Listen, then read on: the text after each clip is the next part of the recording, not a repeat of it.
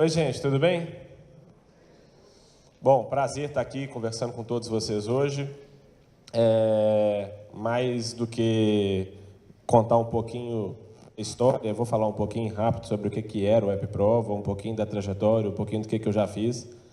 A ideia aqui é mais contar um pouco do que são os principais aprendizados, principalmente para vocês que estão buscando empreender, que já empreendem e, obviamente, poder compartilhar um pouquinho de tudo que a gente viveu, que a gente aprendeu, que certamente é aquilo que todas as vezes que eu ia e via alguém falar e me inspirava e, eventualmente, poder trazer isso para quem está querendo começar agora.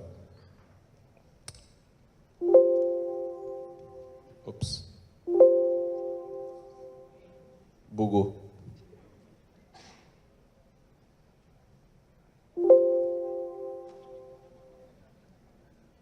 Ótimo. Bom, ele falou um pouquinho sobre mim, não vou me estender muito para falar. Em linhas gerais, eu queria contar um pouquinho do WebProva e, super rápido, contar um pouquinho da história, tá? Mas, bom, eu nasci em Belo Horizonte, sou filho de professora, vim de família bastante humilde, então minha mãe o tempo inteiro falava comigo, poxa, educação é aquilo que transforma, educação é aquilo que pode fazer com que você possa chegar num lugar diferente do que a gente está e etc. E eu sempre fui um aluno super estudioso, dava aula para os alunos mais novos também, para ganhar um dinheirinho extra, e comecei a trabalhar com educação muito cedo. Depois fundei uma escolinha de aula particular. Dentro dessa escolinha de aula particular, conversando com os meus sócios, a gente pensou assim, poxa, o que a gente pode fazer para conseguir fazer isso que a gente faz para poucos alunos e que tem muita condição financeira, para o Brasil todo, para qualquer aluno, independente da condição financeira, onde que estuda, série que tiver e etc. E naquela época o Enem estava começando a ser utilizado, isso em 2012, como a principal porta de entrada para as universidades públicas no Brasil. Então a gente pensou assim, poxa, então podemos ajudar os alunos a se prepararem para o Enem através de uma ferramenta de teste diagnóstico que ajude eles a entender antes que a prova aconteça o que eles precisam estudar mais. Fizemos isso 100% de graça para qualquer aluno do Brasil. Mais de 2 milhões de alunos no Brasil fizeram download, faziam os exercícios do WebProva. O WebProva dizia para o aluno aquilo que ele precisava de estudar antes do Enem chegar.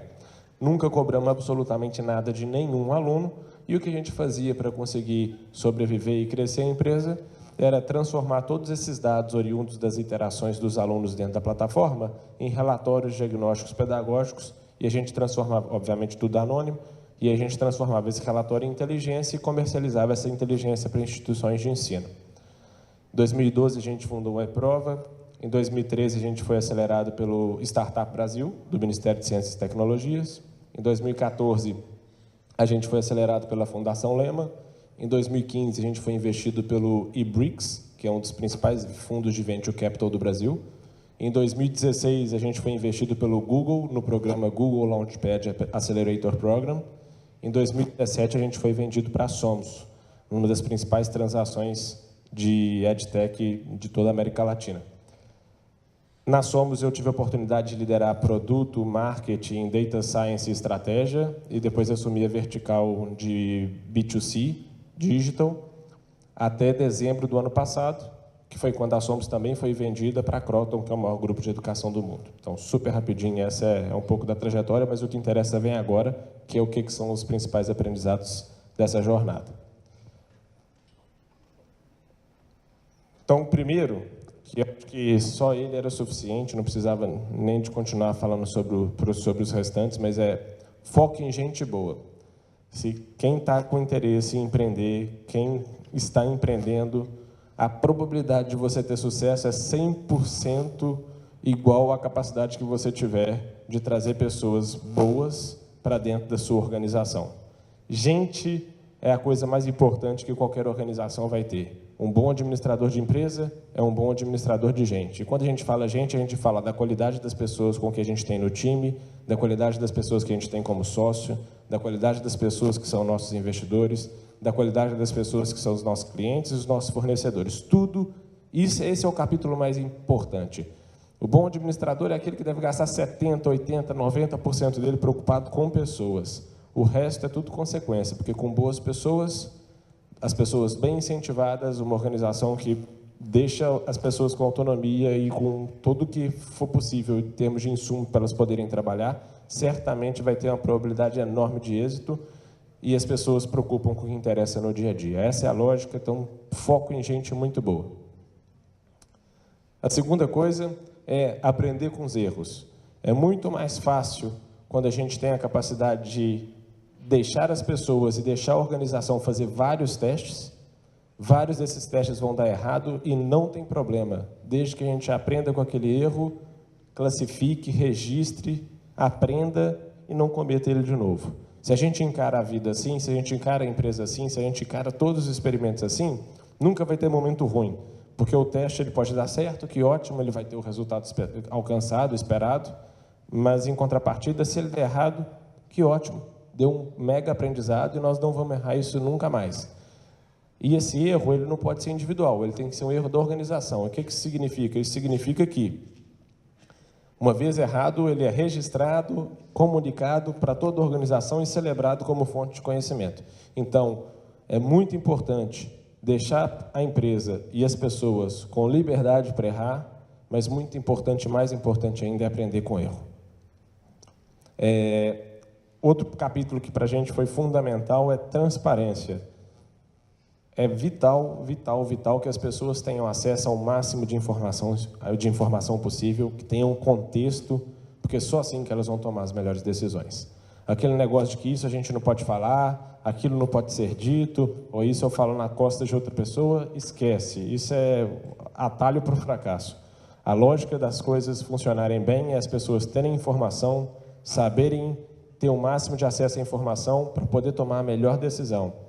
E, por outro lado, aquelas pessoas que necessariamente ou por qualquer circunstância não estejam performando bem, poxa, comunica para ela diretamente. Você não faz favor nenhum, na verdade você faz um desfavor para qualquer organização quando você comenta com uma terceira pessoa a respeito de outra, qualquer assunto que não seja de desrespeito a ela, porque no fim do dia você gasta o tempo do indivíduo que não pode fazer nada para ajudar a pessoa que eventualmente está errando, e aquela pessoa que pode ser beneficiada por aquela crítica não está recebendo aquilo ali e não pode melhorar. Então, transparência tem que ser enorme, enorme.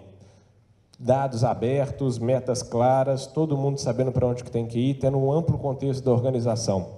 Isso desenvolve e melhora a comunicação. E comunicação sempre vai ser um dos principais desafios de qualquer empresa, principalmente quando é uma startupzinha pequena e começa a crescer. Porque no começo está sentado aqui naquela mesa com 10 pessoas, todo mundo junto, de repente tem 100, aí já tem 2 andares. Então a comunicação ela vai ganhando obstáculos, ela vai sendo mais desafiadora quanto maior é a organização. Então, muito importante ser uma organização transparente, porque só assim que se consegue fazer com que a comunicação seja mais fluida. E a consequência disso é confiança.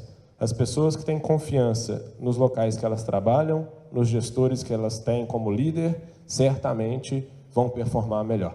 Então, a gente entende que isso aí é super importante para o desenvolvimento de qualquer organização, principalmente de uma organização que está começando e crescendo. Outro ponto que para a gente foi super importante é entender que o óbvio não existe. Várias vezes a gente vai e começa a fazer uma coisa porque ela é óbvia e, de repente, putz, não era bem assim. Então, uma coisa que foi muito clara é que o óbvio não existe. Sempre entende no detalhe o que é a tarefa que tem que ser executada. Não faz sentido sair correndo atrás sem ter ampla clareza e entendimento daquilo que foi pedido e ter certeza que aquilo que foi comunicado era de fato aquilo que você queria falar e que a pessoa entendeu. Porque diversas vezes, em todas as ocasiões, a gente vê pessoas falando uma coisa e outras pessoas entendendo outra. Então, o óbvio não existe, tem que ser muito claro e, mais do que tudo, ter certeza de que aquilo que se espera é de fato aquilo que está se fazendo antes de começar a fazer. Muito importante. Outro ponto super importante é ter informação. Então, principalmente quando vai se desenvolver um negócio que é digital, em que se pode ter tracking de absolutamente tudo que está sendo feito pelos usuários, obviamente de forma anônima, respeitando a Lei Geral de Proteção de Dados e Informação, mas é muito importante ter as informações. Então, todo produto digital que está sendo feito, pilar básico de engenharia é ter um plano de tracking, saber exatamente aquilo que se espera, os comportamentos do usuário, mapear aquilo tudo, ter dado, transformar esses dados, trabalhar esses dados, estruturar esses dados através de ciência e isso daí sempre, sempre, sempre maior do que o instinto. Não existe começar uma reunião com a pessoa falando eu acho. Crença todo mundo tem, e eu posso acreditar em Deus, outra pessoa não pode acreditar, eu posso ser católico e outro protestante, isso é crença. Discussão de reunião tem que ser fundamentado em dado, não em crença. Porque, no fim do dia, as decisões, quando elas são objetivas e 100% baseadas em informações concretas, elas tiram os subjetivos da mesma e não tem mais uma discussão de ponto de vista contra ponto de vista, e simplesmente informação estruturada mostrando aquilo que é melhor e aquilo que é pior, e a probabilidade de sucesso é infinitamente maior. Todas as experiências que a gente teve, nos momentos em que a gente teve que tomar grandes decisões a respeito do que a gente deveria fazer, sempre, sempre, sempre, em que a gente trouxe informação para a mesa e olhou os dados, as taxas de sucesso das escolhas que a gente fez foram infinitamente maiores. É claro que acaba errando às vezes também, não tem problema, mas se esse é um exercício contínuo e se esse é encarnado dentro da cultura da organização, a probabilidade que a organização tem de tomar no longo prazo decisões mais assertivas é infinitamente maior quando elas são tomadas baseadas em dados e não em achismo. E, por fim, uma das coisas que é vital, principalmente para as organizações que são grandes, é tomar as decisões focando no longo prazo. Às vezes vão ter atalhos, às vezes vão ter decisões que podem ser melhor para o resultado de um trimestre, às vezes vão ter coisas que são extremamente necessárias de serem feitas, mas sempre que possível, porque às vezes não vai ser, mas sempre que possível, tome as decisões orientado no que é melhor para a companhia no longo prazo, não no curto prazo. Poxa, é normal de se ver em grandes companhias a correria trimestral para bater bônus. Isso é bom desde que seja um bônus que seja benéfico, com resultado que seja benéfico para as organizações no longo prazo. As organizações só vão se perpetuar no mundo em que a capacidade computacional, inteligência artificial, tudo isso cresce de forma completamente exponencial, se elas tiverem capacidade de tomar as decisões, de investir e de formar seus profissionais completamente orientados para o longo prazo. Se as decisões forem tomadas todas de forma imediatista para garantir o amanhã, certamente o amanhã não vai existir. Esses são os 7 principais aprendizados que a gente conseguiu resumir para poder apresentar para vocês. Espero que tenha ajudado. Meus contatos estão ali, do LinkedIn. Qualquer dúvida, quiserem bater um papo, só mandar por lá. Obrigado e boa noite para vocês.